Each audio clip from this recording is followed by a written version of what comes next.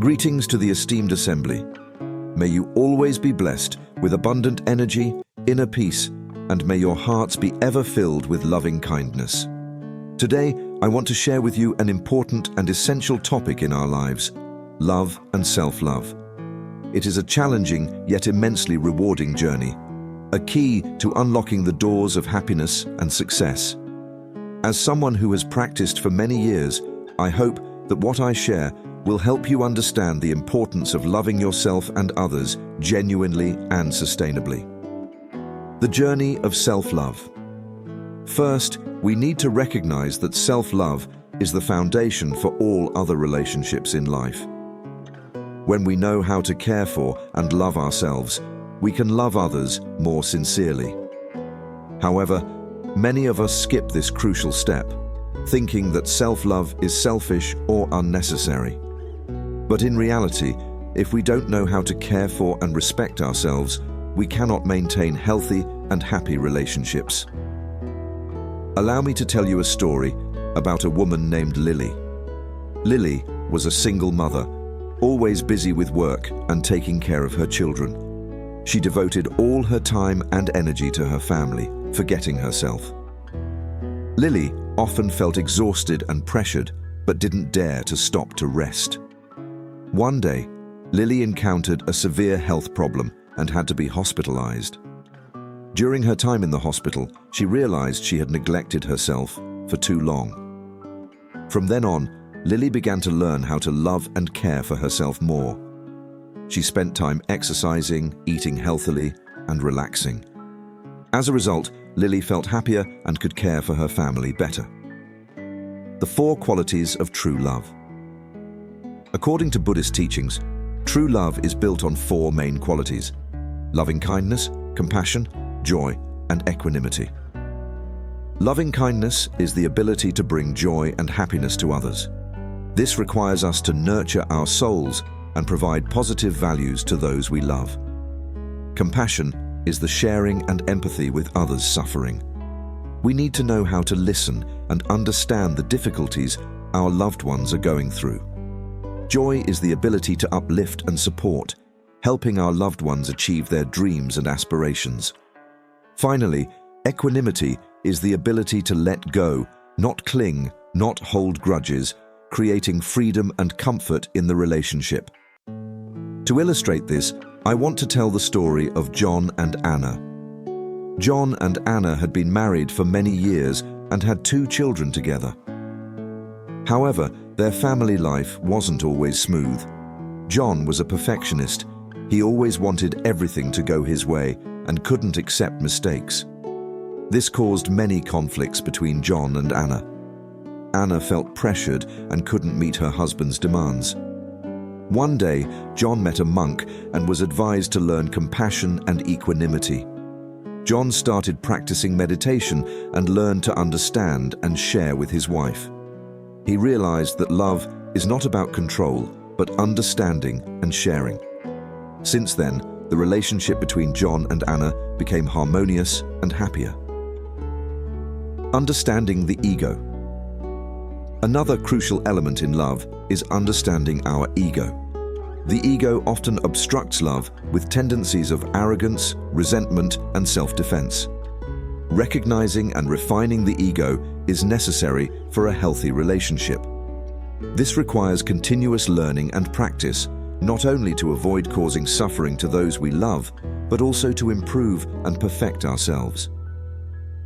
In my practice, I have learned that the ego is the source of much suffering in life.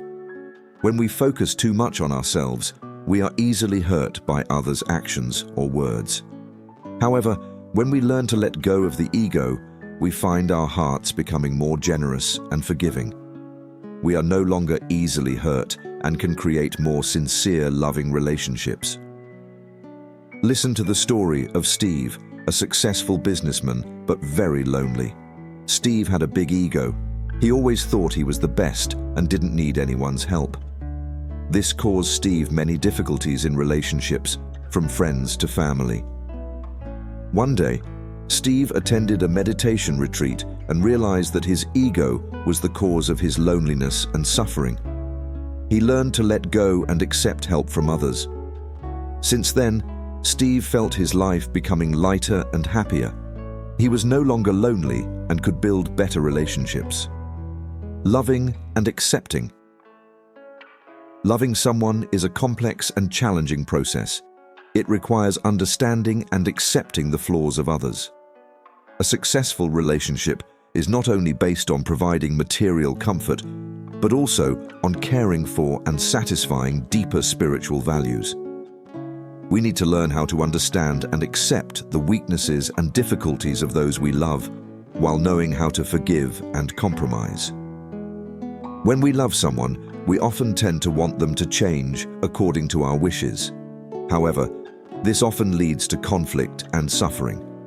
Instead, we should learn to accept our loved ones as they are, with all their flaws and strengths. This does not mean we have to endure improper behaviors, but rather find ways to help them change positively and constructively. The source of happiness and suffering. The source of happiness and suffering does not lie in external circumstances, but comes from within each person.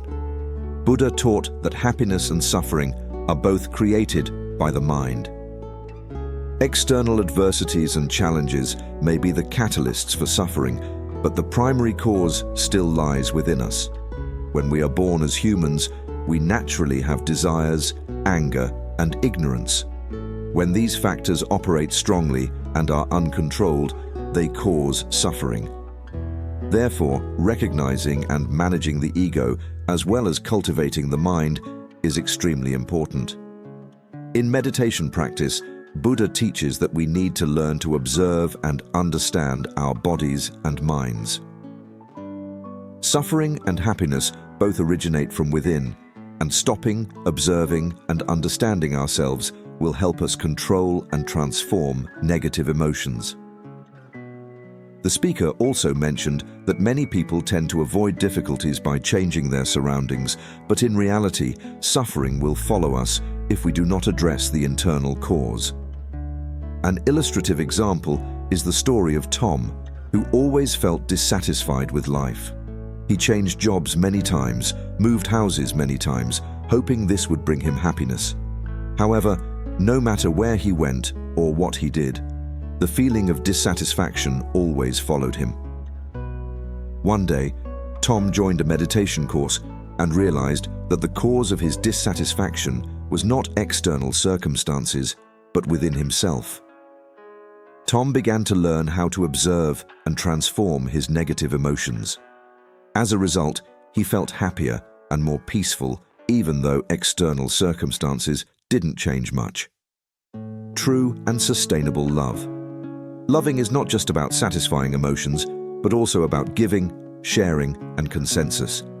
A genuine and sustainable loving relationship needs to be based on deep understanding and persistent practice. We need to spend much time understanding our ego, recognizing our desires and wishes, and the deep wounds in our souls. In life, no one teaches us how to care for our ego in the best way. We often only know the ego through reactions when attacked, insulted, or losing benefits. Understanding the ego will help us have the ability to compromise, be generous, and forgive others' weaknesses and mistakes. Challenges in love. One of the biggest challenges in love is how not to cause suffering to each other. Successful relationships often have to learn, practice a lot to love without causing suffering. They know how to give good values and have the ability to compromise, be generous, and forgive. In life, we often face many events and challenges.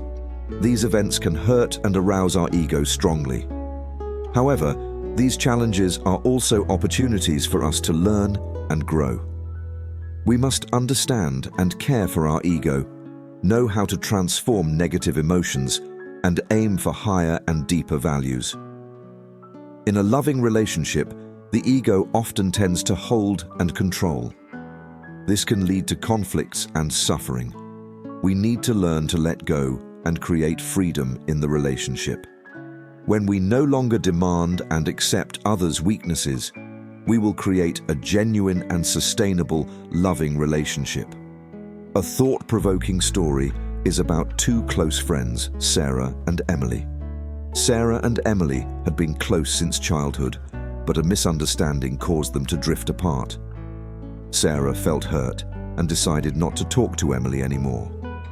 Sometime later, Sarah met a mentor and was advised to let go of her ego and try to mend the relationship. Sarah decided to call Emily and explain everything. Emily understood, and they became close friends again. Sarah and Emily's story shows us that when we know how to let go of our ego and forgive, we can heal broken relationships.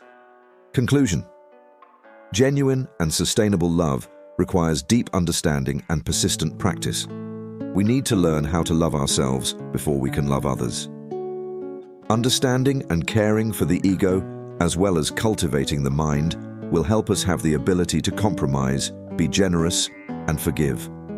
The source of happiness and suffering both comes from within, and recognizing and managing ourselves is the key to achieving lasting peace and joy in relationships. Finally, I hope that each of us will spend time and effort learning to love ourselves and others genuinely and sustainably. Only then can we live a truly happy and fulfilling life. Thank you for listening.